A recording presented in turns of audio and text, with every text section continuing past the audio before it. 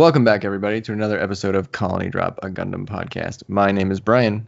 And my name is Isaac. This is your favorite Gundam podcast where we talk about everything from the models to the anime series to upcoming projects like the live-action Gundam movie and everything Gundam related. That's right. And guess what today's episode is, Isaac? It's a mail call. It's a mail call episode, everybody. That's right. We're digging into the mailbag today, everybody.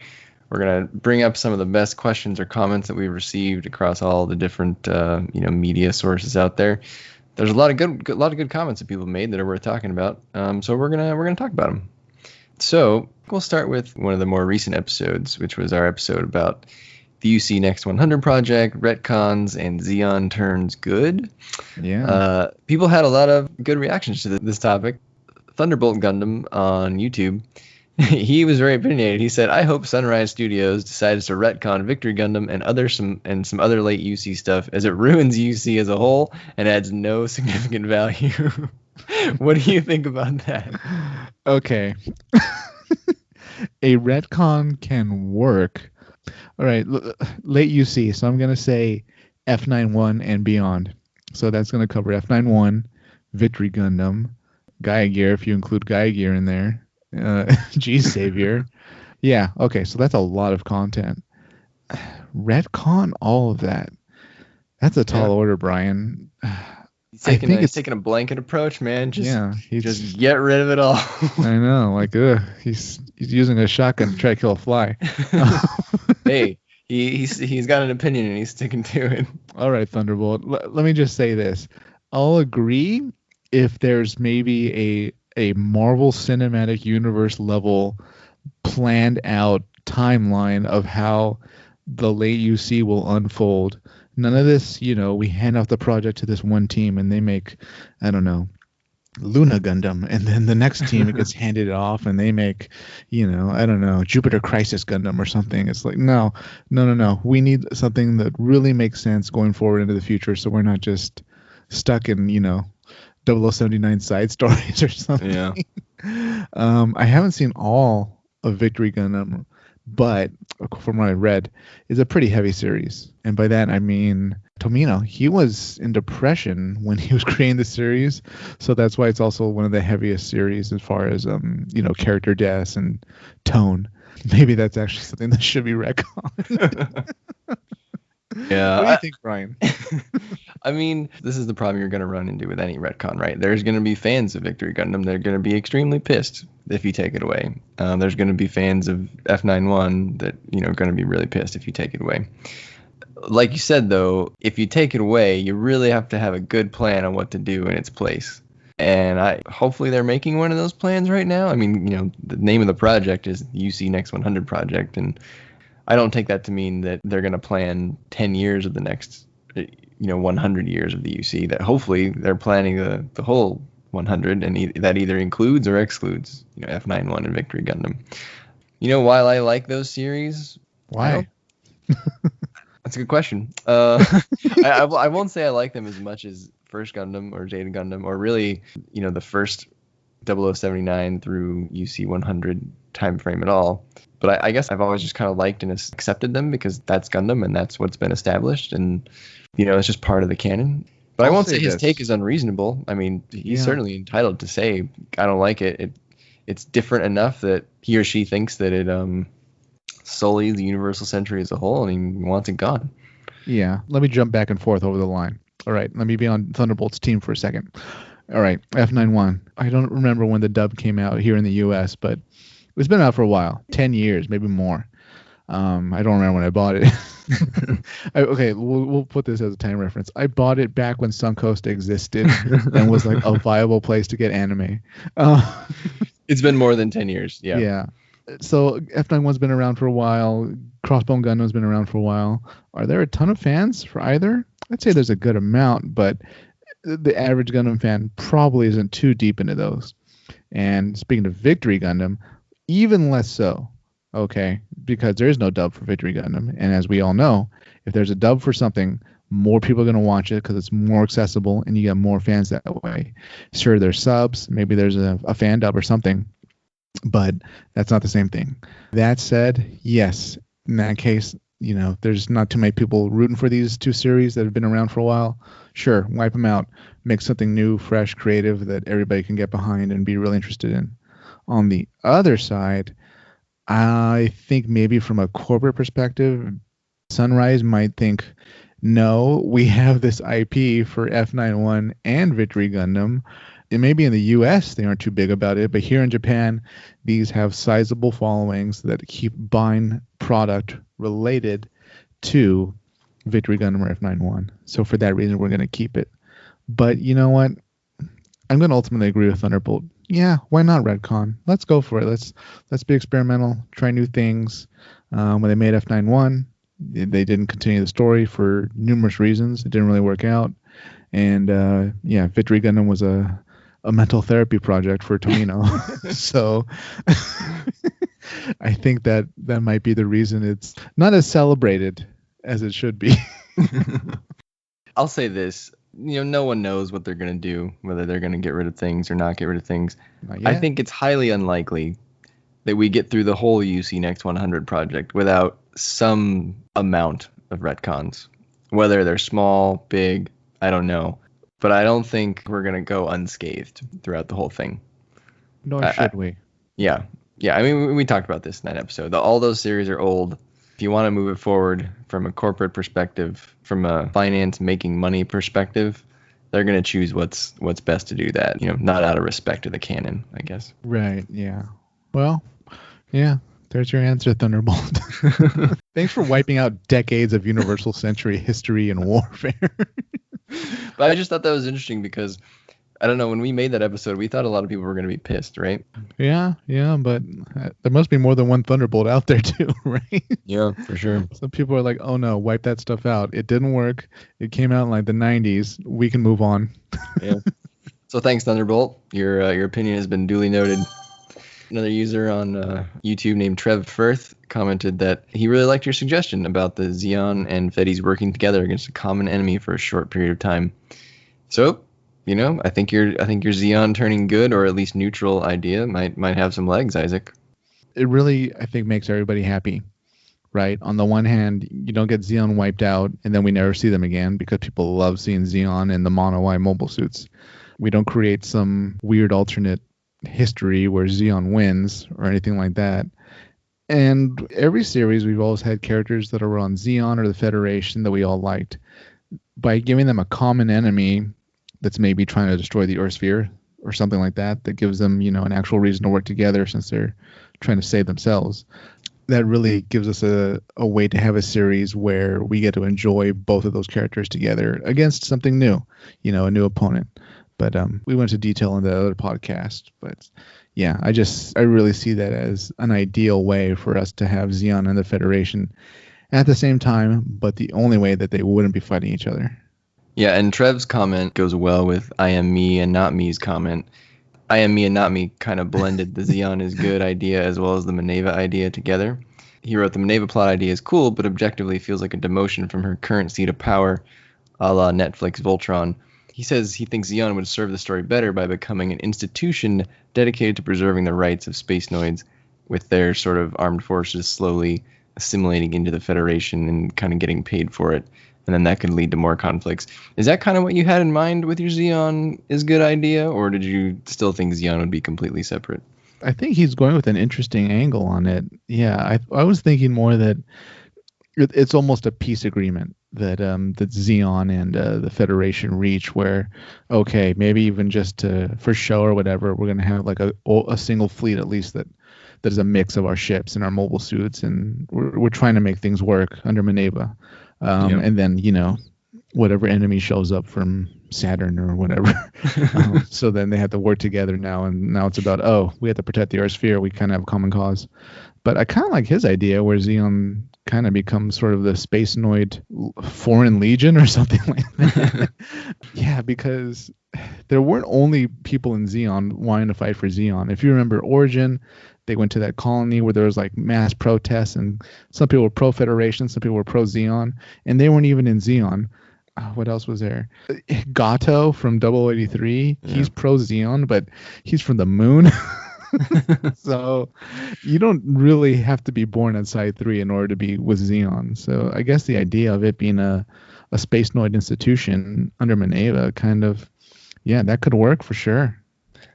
Yeah, I agree. Like we said before, Xeon is an idea that can't be killed. There you go. And so it would be good to see it evolve into that. But you know, while I like where he's going with that, I don't know. I take exception to the fact that Maneva as a pilot would be a demotion from her current seat of power. What do you think about that, Isaac? I know you were shocked when I dared when I dared put the Xeon Princess into the cockpit of Mobile How Suit. dare you? This shows that you're with the Titans. Only a Titan would think of this idea.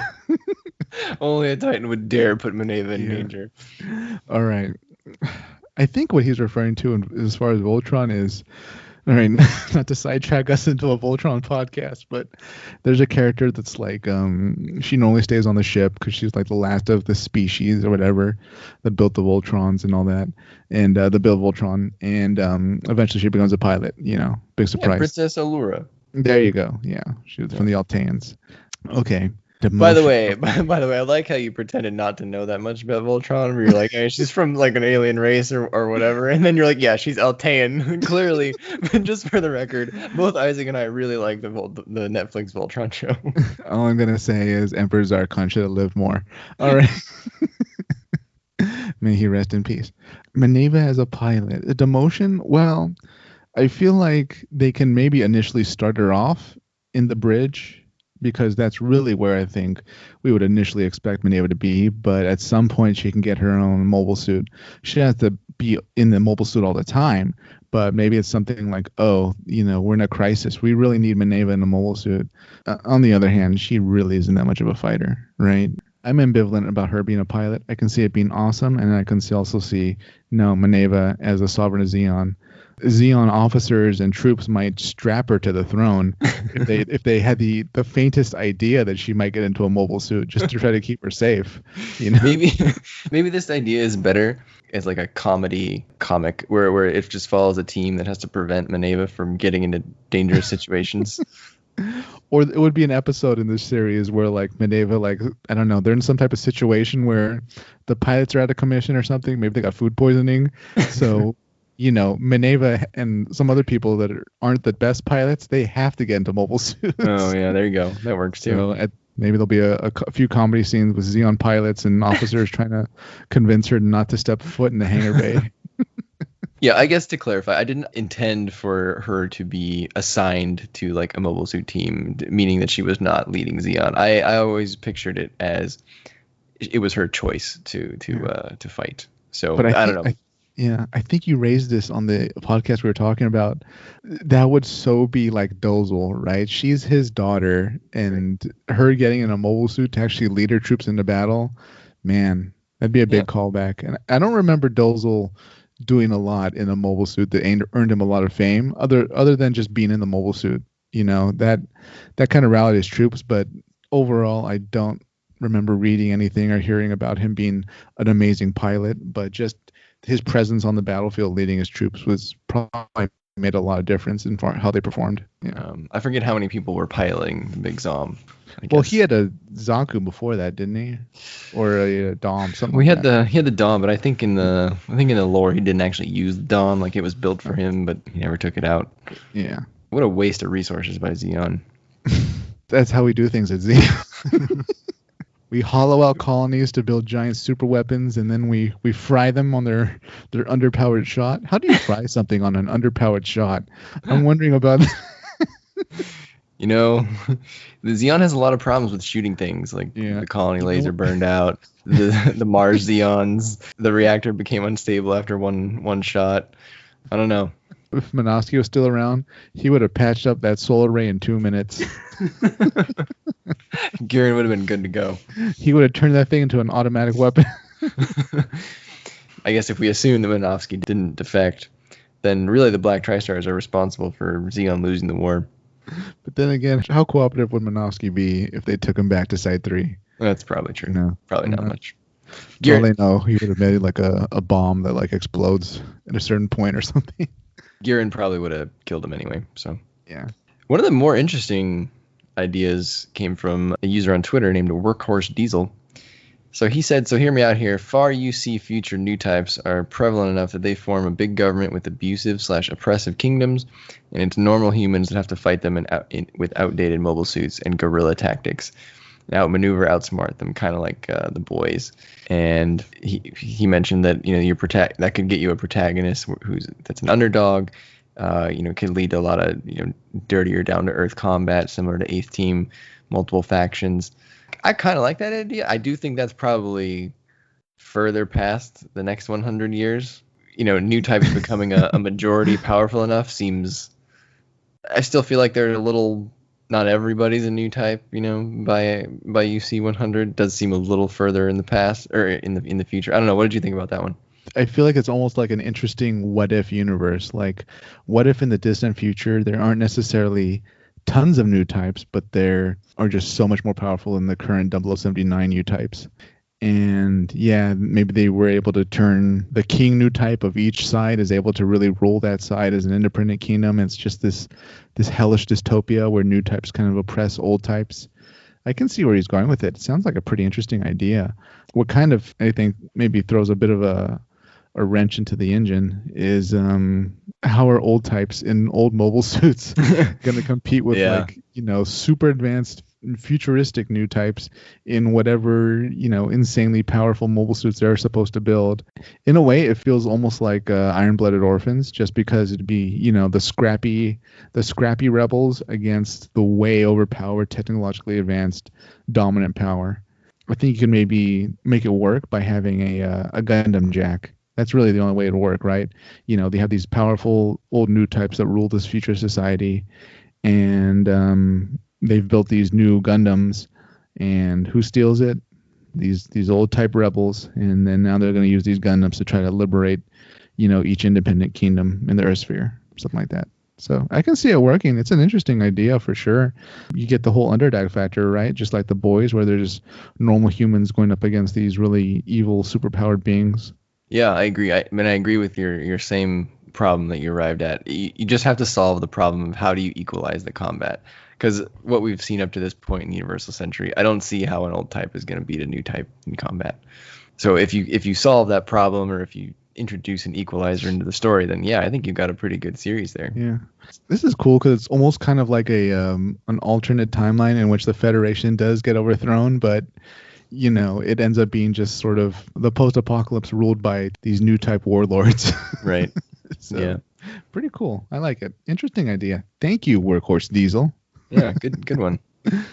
Let's see. So that topic of the UC Next 100 and retcons was really popular. Another really hot topic seemed to be the live action movie, Isaac. People have a lot of opinions. I mean, they should, because this will kind of make or break live action Gundam in the US. Right? That's true. Possibly break. I don't I have mixed feelings each day, like how I think this is actually going to go down.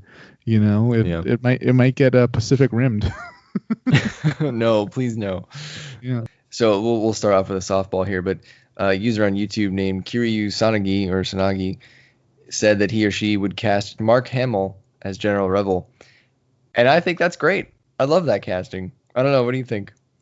Mark Hamill, he's at the age, and as we've seen recently in his recent performances, with a beard, he could absolutely pull it off as General Rebel.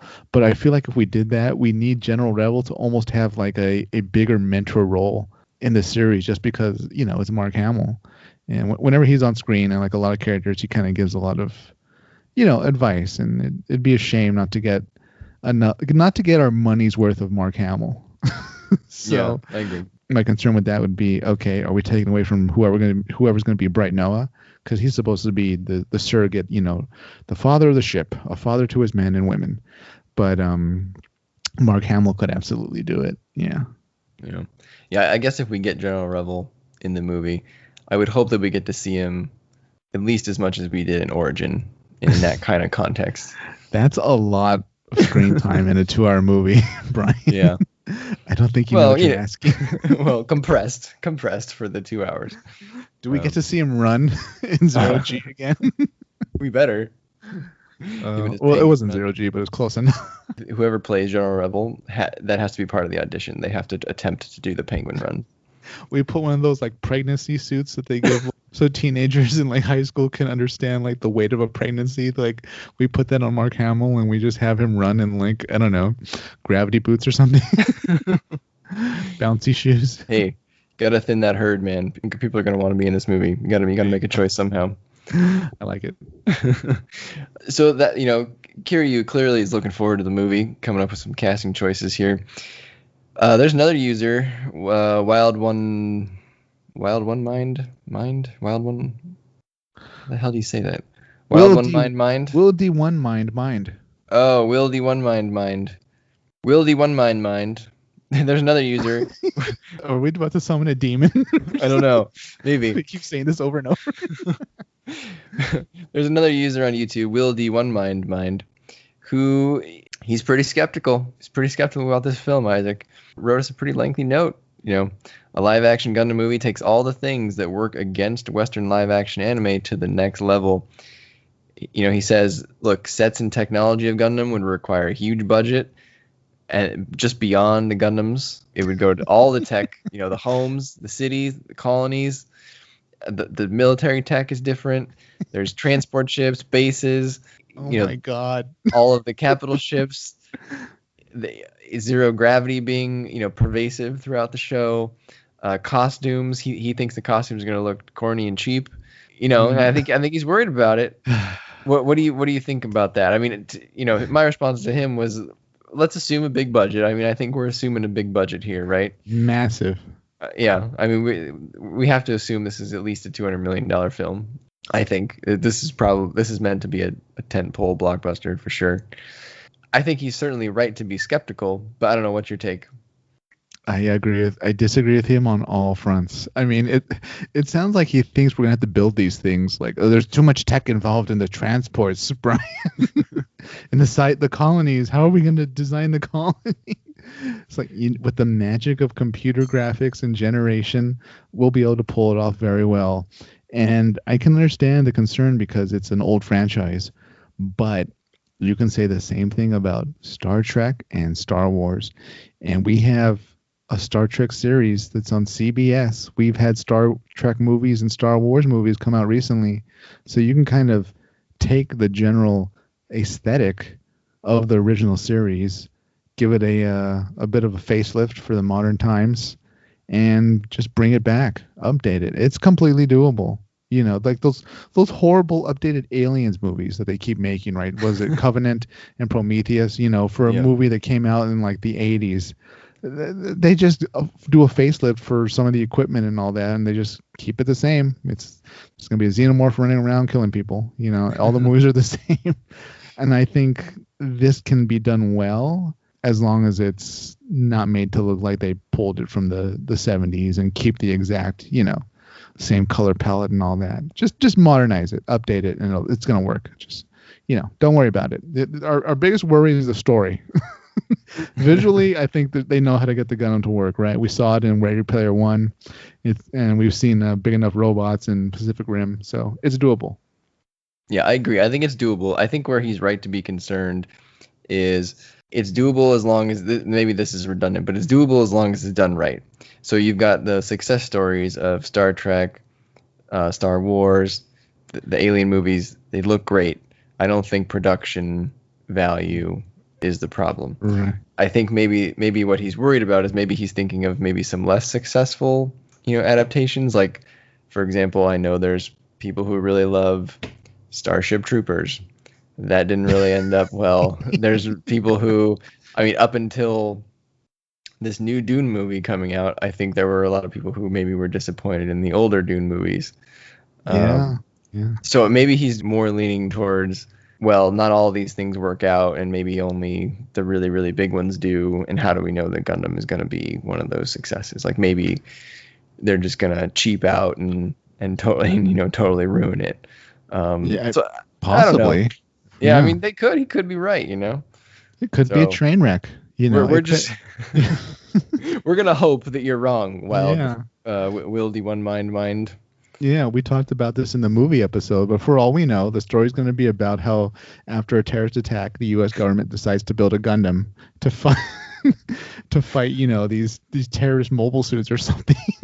All right. Well, for all we know, that's the story. Yeah. We don't know. For all we know, it's going to be, just about a fleet battle in the Gundam. It's anybody's guess right now, but visually, I think it can be done well. Hopefully, they make it look good.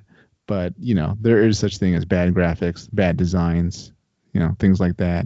It's just, we don't know yet. We don't know yet. We can only hope. Yeah. So that was one of his concerns. The other concern he shared was that, I think our suggestion that, Bandai Sunrise and Legendary would dare not make it connected to any other form of Gundam media, meaning it would be an original story. I don't think he was too thrilled about that idea. I mean, his opinion was, look, if you detach it from everything else, then it doesn't tie in to 40 years worth of IP that people can go consume. And I get that. I remain unconvinced that an original story is a bad idea. I think I'm still on the side that it's really hard to get someone to buy into something that connects to 40 years worth of canon if they've never heard it before. Because I personally think that this film is aimed at new fans. Maybe your opinion on this question depends on who you think this film is for. Yeah, and also what kind of film you think it is. This really hinges on what exactly are we going to see. Because once the trailer drops, fans are going to be able to look at it and hopefully be able to say, oh, that's the Gundam hijacking. Oh, we're going to get to Solomon. Maybe Solomon's going to be the end battle. Or, oh, Odessa is going to be the end battle. Who knows? We're going to be watching the trailer going like, oh, that guy has to be bright. There's Kai, blah, blah, blah.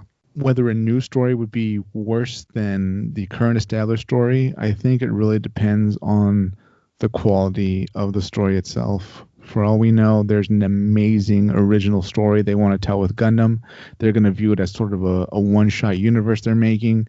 It's going to have maybe nods to 0079, but it's going to be great. Or, on the opposite side, for all we know, they watched a few episodes of the original series and they're like, you know what, we can condense that into a movie. And once they release it, it's going to have bad pacing, very bad writing, and it might not work even though it's technically following, the beats of the first 10 episodes of Mobile Suit Gundam. We don't know yet. We can only hope for the best. And I think ultimately it just comes down to a good story is going to be a good story. Yeah, I agree. And I guess I want to bring up that I don't think making an original story detaches it completely from 40 years worth of IP. If you look at the Marvel Cinematic Universe or the DC, film universe, they are their own timelines, but they're not set in the same canon as the comic books. But after you see the movie, you can go to any comic shop. And the movie is similar enough that you can, get into the comics and consume that other media, whether it's video games, comics, novels, whatever. When we say original story, I don't know. That's what I'm kind of thinking, that the original story would still be similar enough that if someone wants more Gundam after they see the show, they would not feel alienated if they wanted to go find more of that content. Yeah, I'll say this, Will D1 Mind. I will be groaning with you if we see a scene where like the Gundam's next to the Statue of Liberty holding like a giant American flag after the battle, like right before the credits roll, and like they play like a really loud rock music or something. You and I will both throw like our popcorn at the screen. So I assume then that you did not like the end to the original Spider-Man movie directed by Sam Raimi. It was a different time because that was, God, what was that, 2002? No. Around 2001-ish, I think. So yeah, probably around 9/11-ish. Okay. It might have been before then. But that was a little different. It would have been different if Spider-Man like swung to Ellis Island and like the Statue of Liberty was behind him and then the American flag and I don't know, he salutes or something and you show a bunch of terrorists that have been like strung up in his web. Then it would have been like, oh boy, really? They really went for it? honestly. The last thing that I thought that was interesting that he brought up was that I think he's probably rightly pointing out that maybe the way that American companies and Japanese companies go about adaptations is different. He's saying that basically the Japanese approach is to use the film to boost the popularity of the other IP, whereas I think the American approach is probably we're going to adapt that IP and our adaptation is going to be the main moneymaker. I think the question there is we don't really know who's exactly in charge or what the goal is. I mean, obviously Bandai is involved, Sunrise is involved, but Legendary is involved too, and I'm not sure which philosophy is going to win here. But I would imagine it's more of the American philosophy if you're coming to an American studio to make the film. I wonder if he knows more about like manga than we do, because from what his comment was saying, it almost seems like he believes that Americans are just kind of more visual, right? We just want to see like the anime or the OVA, the movie. Yeah. But in Japan, the anime or the film is designed to sort of supplement a manga series. Yeah. So maybe he's saying that, I guess, just because of Japanese culture, they read mangas far more than Americans, which I'll buy. But I don't think it's necessarily, I wouldn't say it's that cut and dry. I would say that there have to be Japanese fans that they couldn't care less about a manga series. They want to watch an anime series or an OVA.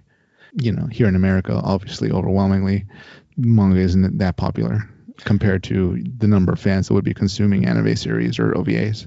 Yeah, I think bottom line on this topic, if you come to America and you're going to put out a blockbuster film, you need to make a lot of money on that film because it costs a lot of money to make that film. So you're aiming for the widest audience possible. That's my opinion, and I think I'm sticking to it. I think that's what we're going to see. Whether or not that turns out to be a good thing or a bad thing for us as a Gundam fan, and I think for Will the One Mind as a Gundam fan. I mean, clearly he's a big Gundam fan because he's very, he's concerned about this. So who knows? This may not end up being a great project for fans like us who like the established canon, but maybe it'll create a whole bunch of new Gundam fans. I don't know. It could be our Phantom Menace in the Gundam universe. A whole movie about trade wars. Comment below if you think this is winding up and it's, I don't know, place your bets. Is this live action movie going to be the Phantom Menace of Gundam movies? It's going to be a scene where a kid says, "I'll do a barrel roll." That's a good trick. Oh no. Yeah, like a Fortnite reference or something. His Zaku's are like shooting at him. Yeah, what if the Zaku dabs or something, Oh god. Yeah, in the background you have to look for the Easter eggs like the Oh man. that stupid Fortnite dance. Okay, so if the worst outcome is it's the Phantom Menace, what's the best outcome? What is the analogous movie? Okay, here we go. Are you ready for this? I'm ready. I love this. I hope you're sitting down. I am. I hope the listeners are sitting down too. The best outcome is that this is a kickoff and it becomes the Iron Man of Gundam movies. And it starts just a chain reaction of follow-up movies that builds a whole Gundam universe for the big screen. That was actually the exact thing I had in my head. In my mind, it was. Because in my mind, I've always felt... Only a Titan would take my credit. No, I'm kidding. Not Iron Man specifically, but I was thinking best case scenario is Marvel Cinematic Universe. Yeah. Right? You do not make this film with that big of a budget, with at least the thought of future films, with at least a plan. Maybe now, granted, the first one has to be a one-off, has to conclude 100%, because you may not get to make a second one. So you can't build it into the first one for sure. But you have to at least know that what you're doing, you need to do it well enough so that you can make more, make a lot more. And I'm sure that's their goal. If this is done right, they will have penetrated the American market and the minds of American consumers in a way that really has not been done since, I don't even know what to compare it by. Since, I don't know, the Americans first tried sushi and it took off. Right? Like you heard it here first. If you do something right, if you do something right, you do it right, and everybody finds out about it and everybody wants it. Yeah. So yeah, I don't know. I guess we're a little more optimistic than you are, Wieldy One Mind, but I think you're right to be concerned. I'll say we're cautiously optimistic because we're fully aware this could Phantom Menace itself. If it Phantom Menaces at the box office, then Isaac will buy you some Phantom Menace merchandise or something. Well, yeah, we'll We'll get some Jar Jar figurines. We'll have a Jar Jar episode. Or I don't know. We'll hang up our hats and like say, Sunrise, you you did this to yourself. We're becoming a Voltron podcast. Episode 1: Why Emperor Zarkon should have lived. Comment below if you think it's going to be a Phantom Menace or an Iron Man. And then last note on the sort of live action film topic is the same user as before, Kiryu Sanagi or Sanagi. He's back. He's back or she's back. And he or she wanted clarification about what UC2 is within the UC Next 100 project.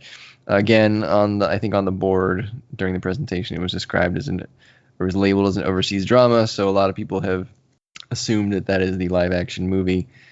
And I think during all of our talking about it, I think we've always assumed that UC2 is a sequel for Unicorn. However, I don't think anyone really knows exactly what UC2 was meant to be. The sequel to Unicorn is that's kind of our guess what it is, because UC was the abbreviation for Gundam Unicorn. If you go look up the logo, it says Gundam UC, which is very confusing, right? Because Universal Century is also UC. Yeah. So that you got that fact, that was the abbreviation for Unicorn. Unicorn was a very successful series for the franchise, sold a bazillion model kits. Incredible. And the characters that you would expect to be left are still left after the film. Spoilers.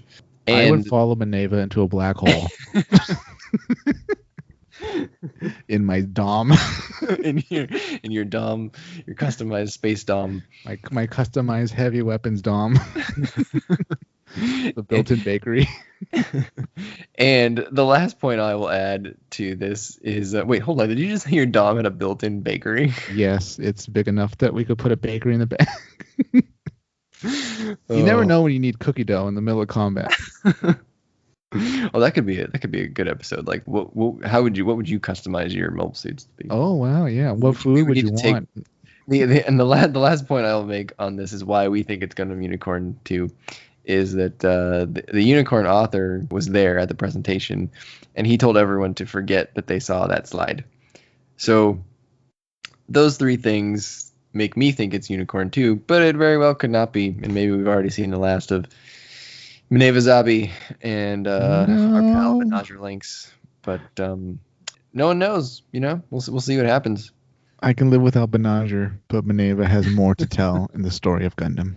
Yeah, bring back Maneva. I think that's what we want. Bring back Zeon. A user named Adam Knight brought up a really interesting point that I did not know about awesome Iron-Blooded Orphans. By the way, is Adam Knight a reference to something?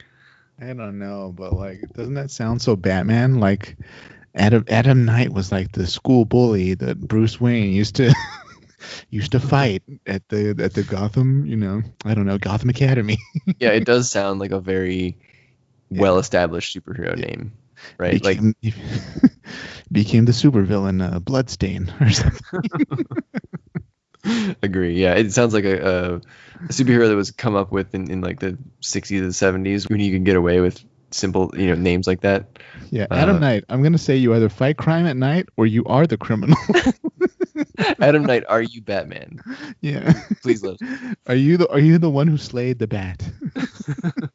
So he brought up a really interesting point that I didn't know about. I guess neither of us have watched Build Divers or Build Divers Re-Rise, but apparently there are no Gunpla in the show from Iron-Blooded Orphans. And he takes that to mean that perhaps that's because they want to make more Iron-Blooded Orphans, and they don't want to, I guess, reveal any more suits or designs from the show. Because as we talked about in the Iron-Blooded Orphans review, according to the lore, there were 72 Gundam frames made, and we didn't see anything anywhere close to 72 frames in the show. They got a lot left to fill out here. I think between the show and all the side stories, there's maybe 20. And there has been rumors of like a season 3 or some sort of sequel over the years, and obviously nothing has come of it yet. But I don't know. What do you think about that, Isaac? I'm curious about production time. For all we know, when they were working on Build Divers, they didn't have access to the designs because they were still underway, or maybe they weren't finalized, so they just didn't include them in. My headcanon instantly says, okay, Build Divers is clearly, as we've said before, it's the Pokemon of the Gundam series in a way, right? Yeah. The kind of Yu-Gi-Oh battle it out, whatever, Fortnite. So for that reason, these kids aren't going to watch Iron-Blooded Orphans because it's so damn violent and dark. Well, that's fair. So there's no way they'd ever select those mobile suits, or maybe even the parental lock on like the little Gundam arena stops them from selecting those mobile suits. I don't know. It's I doubt we'll ever see a sequel of Iron-Blooded Orphans that has 72 Gundam frames. There's just no way that. How would that even work? Well, I mean, I don't know that we'd get all 72 at once, right? But maybe the next show they show 10 more, or I mean, you could definitely show a lot of them if you made a Calamity War movie, right? Yeah. They'd all be at their peak at that point. Yeah, you couldn't necessarily focus on them, and they're definitely not going to make 72 models. Yeah, for sure. Well, I don't know. Don't you test Bandai now? Jerry, are you listening? Are you listening? We just got delivery of like 72 models. Like, we did it. We did it just to spite you. You Americans are all cowards. You have no faith. No faith in the IP. Yeah. So I think the production time is a good point. I think that definitely makes sense for probably Build Divers, but I mean, Build Divers Re-Rise, that's either still going or just finished. So that one they definitely would have had the designs for Iron-Blooded Orphans. So I don't know. I think it's a little fishy. Maybe. I like the sentiment. I don't know, but you're right. I don't know if the Pokemon kids are watching Iron-Blooded Orphans. I have a feeling for every Gundam build like battle, because there's just so many battles that happen throughout that series. They're probably looking at like a whiteboard with a ton of post-it on it that have like every conceivable model that's ever been in any Gundam series. And they just, get in a room, a few dozen of them, and they're just maybe kind of yelling or voting about who they actually want to see in the battle. And maybe Iron-Blooded Orphans doesn't win. I mean, I've had some issues with how their Gundams looked. Some of them I thought weren't very Gundam-ish. And also the feet. I'm not a fan of the stilettos. Well, that's fair. Maybe that's a good point. Maybe they don't put them into the show because their designs, maybe they look too different when placed next to the rest of the, I'll say, more normal Gundam designs from other shows. You also have to keep in mind, since Build Divers is such a, not over the top, it's a very flashy show. The fact that there aren't any beam weapons in Iron-Blooded Orphans kind of pulls, it takes some points away from their designs. Okay. Yeah. So I feel like compared to other series where, they're just covered in weapons, beam weapons especially. I'm looking at you, Gundam Seed. Yeah, you can definitely get more bang for your buck if you swap out an Iron-Blooded model with something else that's more flashy. Yeah, that's a good point. Yeah. So Adam Knight, again, let us know if you fight crime. I like where your head's at on this one. I think Isaac's not convinced, but I'm going to hope that your conspiracy theory is correct. And maybe you will turn something up on your nightly prowls through Gotham City. All I know is Galahorn would win in any new Iron-Blooded Orphan series. Why even try? Yeah. We had an interesting hypothetical from a user named Yakushiki123. that was what would win, the solar system or the colony laser? Oh boy. I gotta say, in my mind, that one's pretty clear. I'm voting colony laser the whole way. So I'm gonna assume they're both deployed. They're both facing each other. Yes. I'm trying to think like. Well, let's do it two ways. If they were deployed and deployed and both facing each other, what do you think would win? I feel like, all right, I'm not trying to get out of this with my answer, but I feel like it depends. All right, if the colony laser manages to hit the control ship for the solar system, the colony laser wins. Because as we saw with Gato, once that control ship is down, the solar system's over. So, I mean, to defeat the solar system, you pretty much have to knock out one ship. Yeah. With the colony laser, I feel like the solar system, well, we've seen it cook an asteroid. I guess it's conceivable it could cook a colony. I don't know. I think you're right, Brian. Yeah, I'm going to switch. I'll agree with you. The colony laser would win just based on its speed. It can shoot and fry things pretty quickly. The solar system, you kind of need to boot it up. Once it starts getting cooked, it's not instant death. It takes a while to destroy them. Okay, so that maybe that's versus each other. But which one would you rather have strategically? I think the solar system wins because we know that's fleet mobile. You can carry that around, move that around. The colony laser, I think it has to stay in the Lagrange point. doesn't it? I mean, Yeah, I mean it's you colony, can't really. so yeah. Yeah. I mean, the only time you're moving it, you're kind of, I guess, risking a colony drop, which maybe you want to do, but then again, you're going to lose your laser ability. But yeah, I have always felt the solar system. Well, you and I both feel the solar system is pretty underrated and underused. Yeah. You know, it certainly seems more affordable and economical than the colony laser, right? I mean, we're essentially just building mirrors. So, God, cost effective wise, if it is cheap, how come every fleet doesn't just run around the solar system? You know, Yeah, the moment they see a Xeon fleet, they just deploy it and cook them. Actually, maybe it's good that never happened, because if that system was still around when the Titans were running the show, oh boy, so many systems, so many colonies would have just been cooked for like the smallest level of rebellion. Maybe they would just like wall off the Earth in a solar system. And just start cooking everything. Yeah, just as soon as you get close enough, it just cooks just you. Just a disco ball at the center. Yeah. The center of the Earth sphere. Yeah, exactly. It's like a reverse Dyson sphere, if you know what a Dyson sphere is. It's just dark inside. We reflect light out. Yeah. Oh man, I think it's one of those things where the colony laser is great if it works, but it's like putting all your chips on black or something, because once you fire it, it better have worked, because now everyone knows where it is and they're all going to come kill you. The solar system is probably more effective in the long term because, like you said, you can move it around and you can use it many times. So also, I guess it probably just depends which one of those you want. The solar system is actually kind of secret if you think about it, because if it's packed up inside a fleet, you wouldn't have no idea until the fleet decides to deploy, right? Yeah, no, granted, probably. I would assume it takes a long time, right? I mean, that's true too, but I mean, you could conceivably do it within a battle, like we saw at Solomon. Yeah. So. Okay, so we're getting a lot of solar system love. If you have an opinion of which you'd rather have, the solar system versus the colony laser, let us know. Which would you rather have? Comment below. Colony laser, solar system. What team are you on? That brings us to the end of the mailbag, Isaac. Do you have any other thoughts? Any other comments?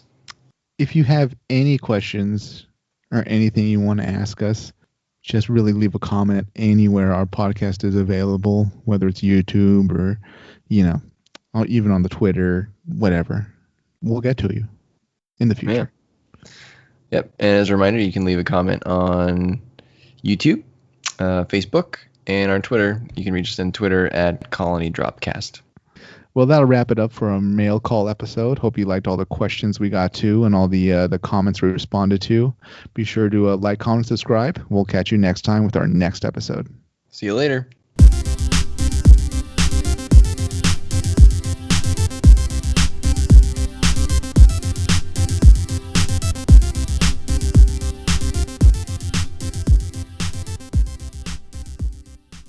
Yeah, man, Wildy One Mind is he's not having it, man. It's gonna be terrible. I hope not, but he might be right.